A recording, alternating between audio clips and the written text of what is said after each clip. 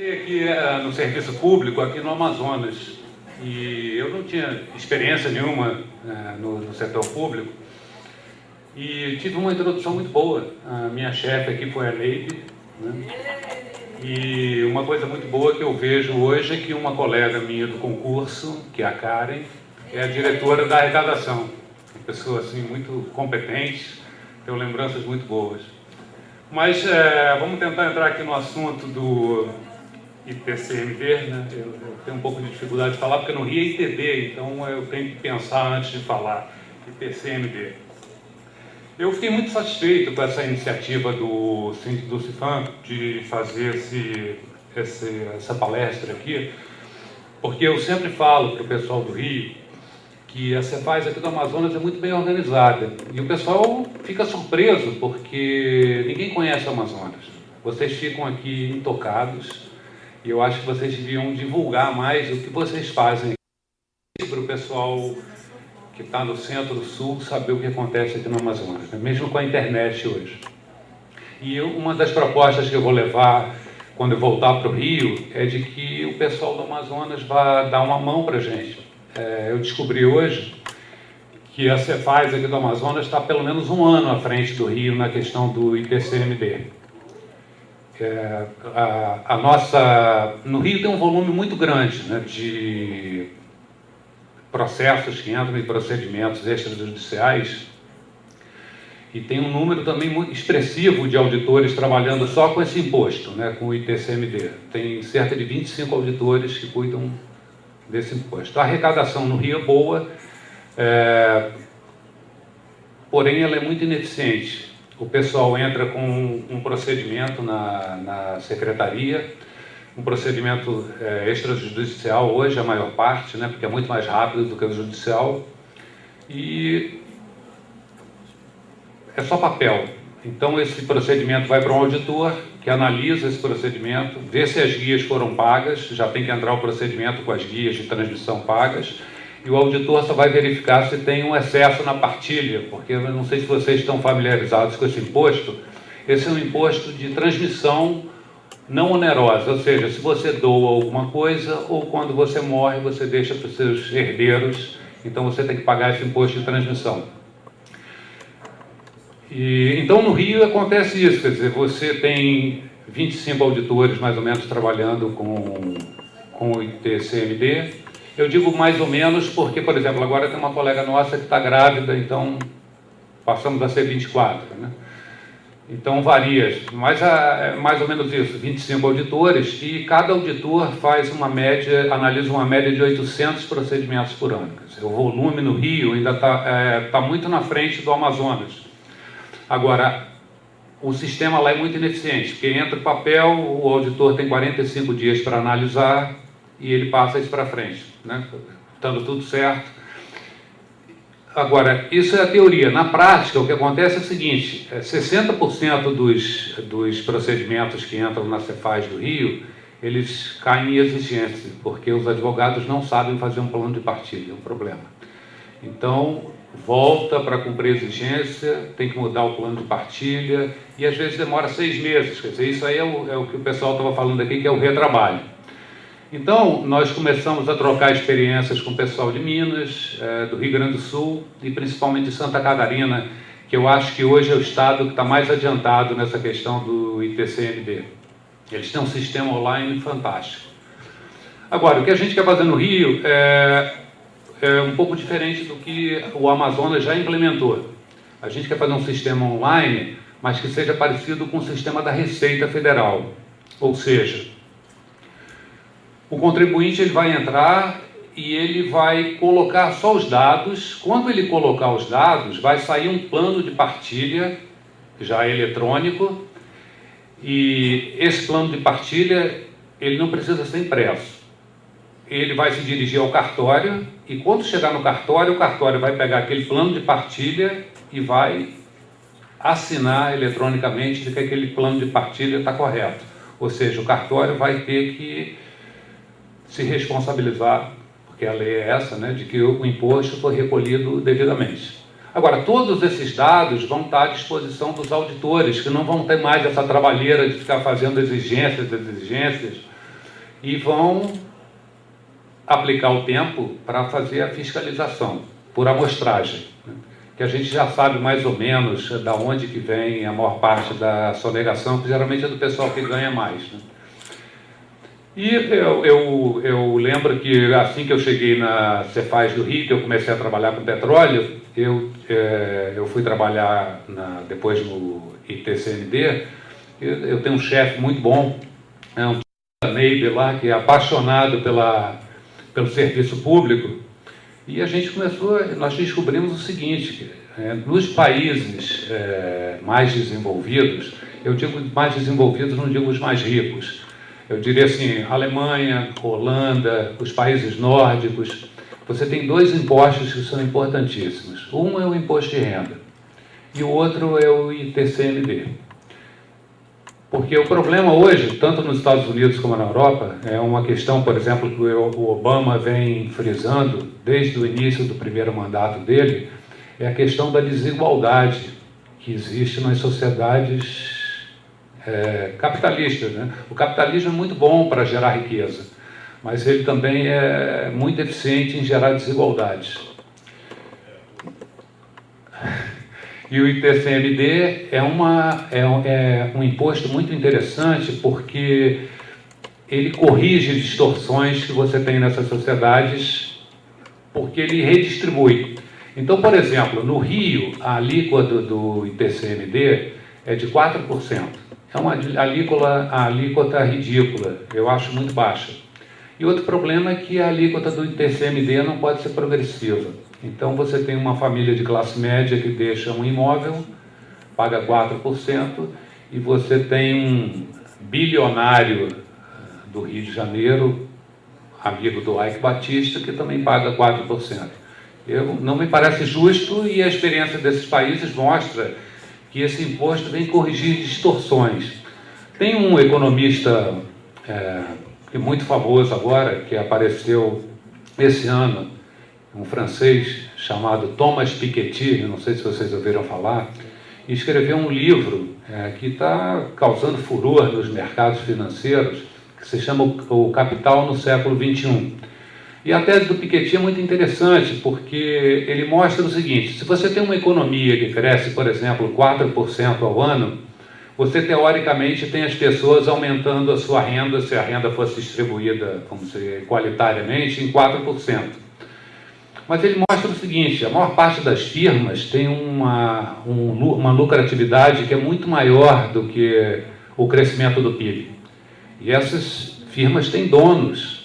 O que acontece é que uma firma que tem um crescimento, vamos dizer, uma taxa de lucratividade de 10% ao ano, ela cresce 10% ao ano, enquanto o PIB cresce 4%. Os donos desse capital, eles começam a se descolar da base da sociedade, porque eles vão acumulando cada vez mais. E isso acontece na Holanda. Eu digo para vocês o seguinte: na Holanda, o menor imposto do ITCMD é de 10%, a alíquota mais alta é 40%. Na Alemanha, a menor alíquota é 7%, a maior é 50%. Esse negócio de que imposto alto afasta capitalista, isso é bobagem, entendeu? Porque senão os capitalistas alemães estariam no Brasil. Por quê? Porque no Brasil, cara, a gente tem, por exemplo, a Receita Federal, ela é muito eficiente na arrecadação. Eu vejo sempre o pessoal falando nas secretarias de fazenda em arrecadação. É lógico, a arrecadação é muito importante. Nós temos que melhorar a arrecadação no Rio, por exemplo, em tudo, ICMS, ITCMD, IPVA, etc. Mas o imposto tem uma função social. Ele vai além só da arrecadação. Então, o que acontece aqui no Brasil, por exemplo, é que você tem famílias que são riquíssimas. O Brasil tem, na verdade, meia dúzia de donos. Por exemplo, dando nome aos bois, vocês já ouviram falar, por exemplo, do Banco Safra ou do Banco Itaú. Esses bancos são de famílias. Esse pessoal ganha dinheiro aqui no Brasil. Esses dois bancos na arena global, eles são bancos anões, mas em termos de lucratividade, eles estão entre os mais lucrativos do mundo. E os donos desses bancos, eu estou falando desses dois bancos, mas você pode estender isso para a Odebrecht, que são com empreiteiras, etc, etc. Eles recebem milhões de reais todos os anos em dividendos, e pagam 0% de imposto de renda.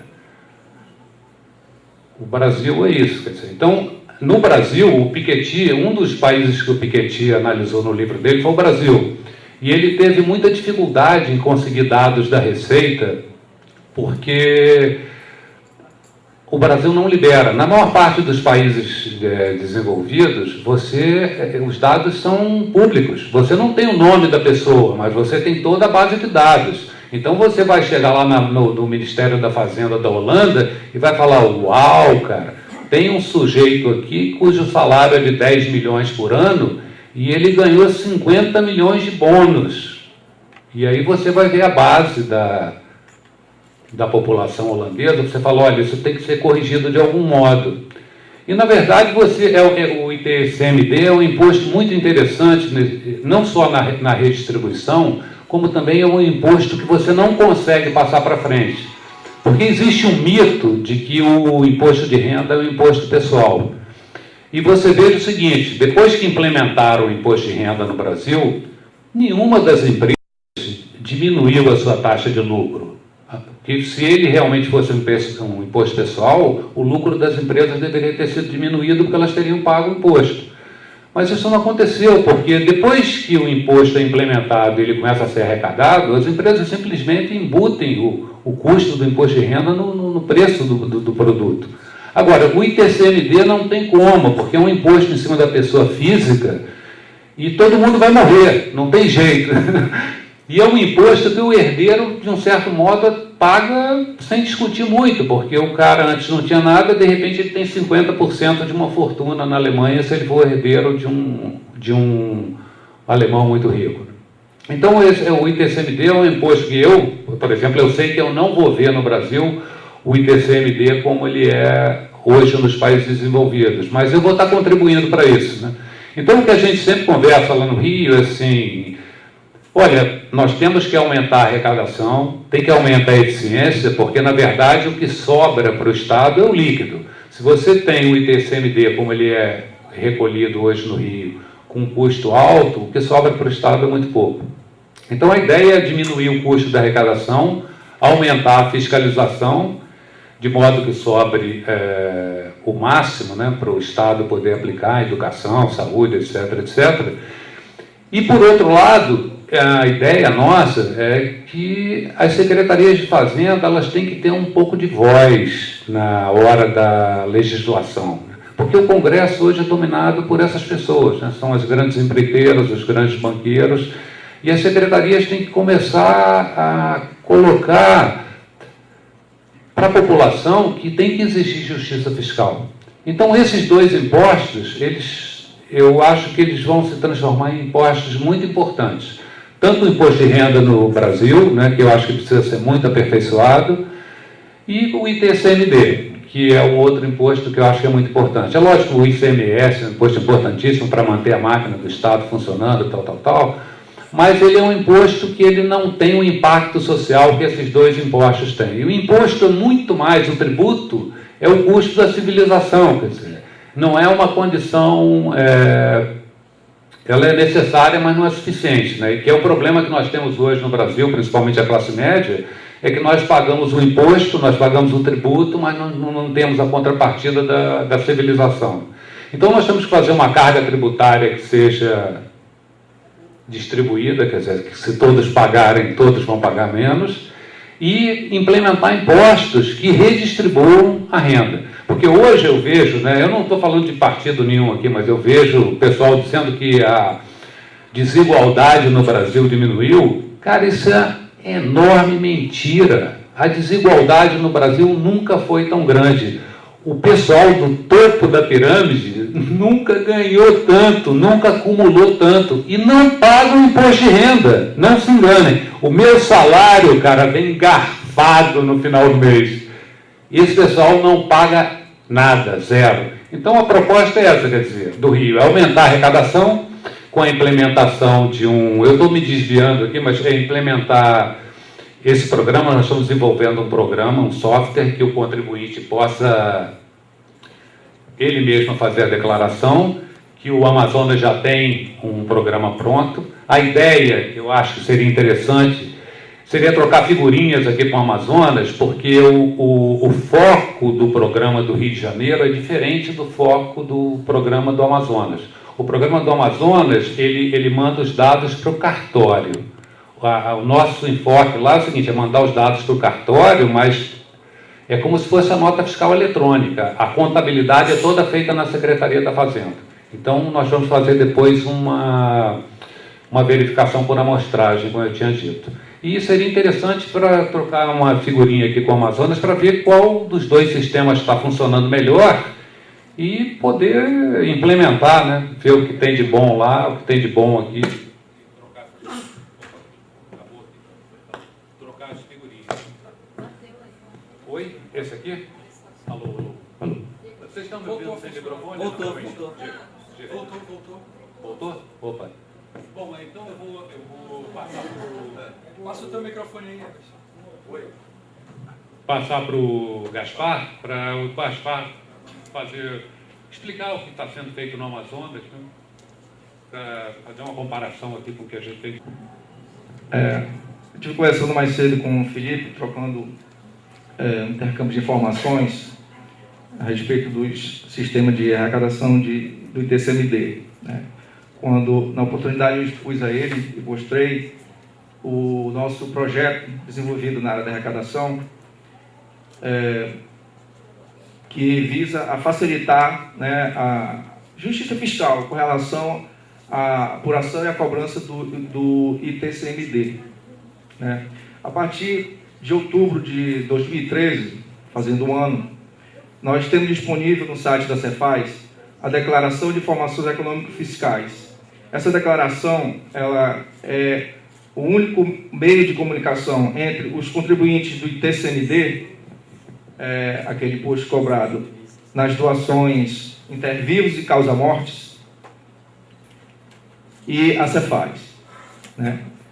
No Amazonas, nós centramos os processos extrajudiciais, aqueles que são realizados nos cartórios, porque pela facilidade de a gente conseguir um controle maior em relação a essas atividades que são registradas nos cartórios de notas. Então, na capital nós temos 9 cartórios de notas e no interior esse movimento é bem irrisório, né? Mas todos os cartórios do interior, eles também estão habilitados a enviar essa declaração com todas as informações que compõem essa operação, um inventário, uma doação ou um divórcio. De posse dessas informações, nós avaliamos os bens, calculamos o imposto e disponibilizamos de forma online, na própria declaração, um memorial de cálculo do imposto e o documento de arrecadação para recolhimento.